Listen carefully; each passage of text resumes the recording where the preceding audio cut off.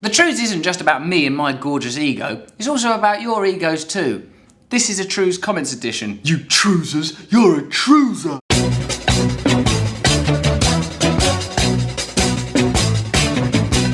David Mills said, release any and all communications you had between you and Ed Miliband or Labour staff leading up to that sellout interview. I suppose he's referencing the fact that we said about Prince Charles's communications that they should be revealed and explored.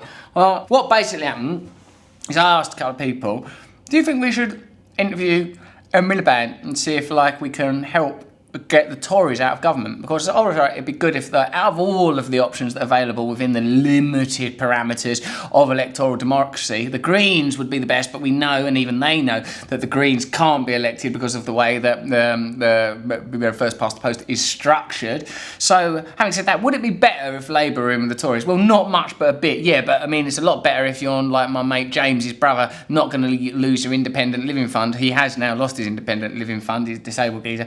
We're now in a situation where 12 billion more welfare cuts are being made that wouldn't have been made under Labour. So it's a total massive drag. Then there was loads of conversations right at the last minute. Some police people came around and checked out the house earlier in the day. That was crazy, to check that there was nothing weird in the house. Thank God they didn't look under my bed. Then there was a bit where I goes, let's do the interview on the bed, and Ed Miliband's people goes, no, we're not doing that. That looks weird. And it's good because I would have cuddled him so hard and wrapped him up in a duvet and made him into baby Jesus. That would have been one of my plans anyway.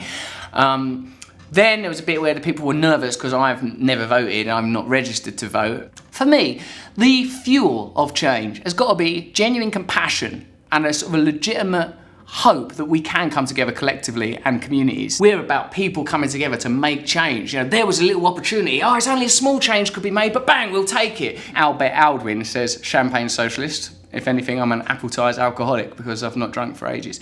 Lout the giant cookie, or Lou the giant cookie. When you strip away our symbols, you strip away our culture. Kings and queens are a big part of English heritage, and you can't just rob it from us, not even in the name of socio-economic justice.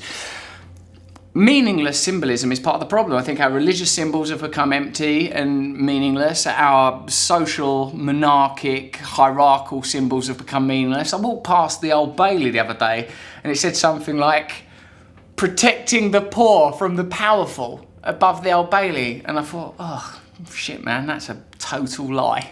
It's like, what should we write above the door? Just the opposite of what we're going to actually do? Lizzie says back to Lou the giant cookie, if your entire identity hinges on a couple of old folks wearing shiny hats, you've got a problem. Look, I don't not like the royal family on that level when they're all dressed up like Disney characters doing a wedding or when they do a baby. I love all that crap, and Prince Harry I sort of quite like. It's just I recognise that it's part of the architecture of our shared consciousness that keeps us in this state of subservience. Wouldn't you like to meet the royal family and go, hello, Queen, how do you justify having so much money when there's so much poverty and suffering? Just in your own, I'm not asking it as a sarcastic thing, I'm just what is the sentence you say to yourself if ever you see a really poor person out the window of your shiny carriage? What is it you say? It must be something like, well, what I think is that God created the world in the way it is, and people that are suffering on some level deserve to be suffering, and people that aren't on some level deserve not to be. It'll have to be some version of that, innit? It can't be, I've never thought about it, can it? It can't be that, so there must be some little equation in the mind. The same way as when you're doing something, even if you're eating a cake when you know you shouldn't, you're like, I'll do some exercise tomorrow, or I didn't have that much for breakfast. You have to justify things to yourself, and I would love to know what their justification for themselves is. So if you are a member of the royal family, get in touch with us. It's Russell Brand, here, now. The main thing people cared about, though, in that episode, and all of the episodes in that garden, was me being in a garden. Hannah Golightly goes, anyone else distracted by wondering how Russell got out onto that bench? Ha ha, there's no doors onto that roof. What happened was I was making a film, and I went up to a member of the crew. Me, when I'm making a film, yeah? I don't really hang out with the actors and directors. Much more easy with the crew, I don't know. Maybe it's because of where I'm from, just hang out with all the crew members and that. Much more comfortable with the crew, yeah? So, I just went up to one of the crew and go, can you give us these alum keys? I'd noticed that the window was suicided off. Look, like this window here, we're in another place with an amazing window where you can get out into an amazing space, but we're fenced in. There's another pretend garden out of this window. Everywhere we go, pretend garden. Freedom! The reclamation of spaces we can't get to, as long as it's not people's private dwellings or private parts, is our duty as active citizens.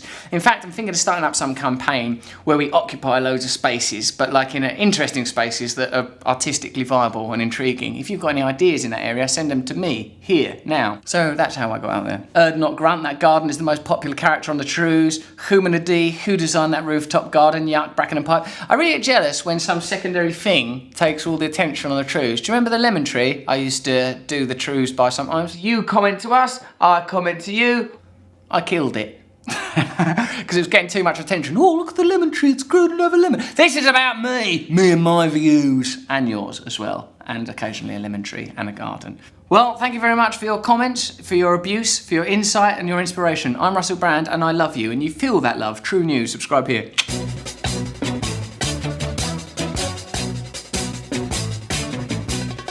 Nose is a tool that is abused to fool you and to leave you scared and confused. Trews is like the nose. If the nose was true, I want some trews. Let's have some trews.